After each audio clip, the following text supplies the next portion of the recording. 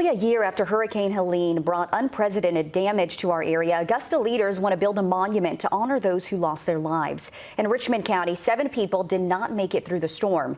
These 7 families changed forever. These are 7 stories Augusta leaders do not want to forget. Commissioners are considering placing the memorial at Heroes Overlook by the Riverwalk. Mayor Garnett Johnson is the one proposing the memorial and says the goal is to keep Augusta's promise to remember those lost. We're expecting this decision to continue during next week's commission meeting. Also in Augusta, city leaders asked neighbors what matters most in the 2026 budget. Only about 800 people answered. When it came to priorities, nearly half put public safety at the top of that list.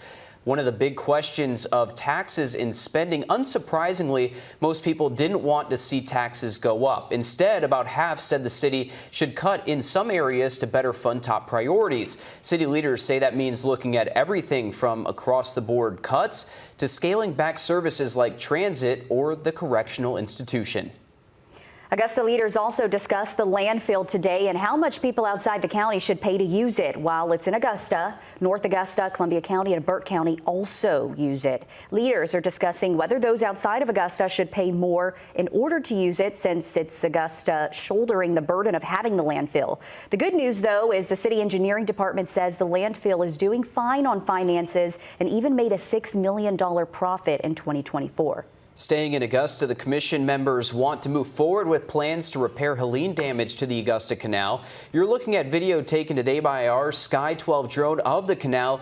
This is the section by the Kroc Center that's being lowered due to a sewage line issue.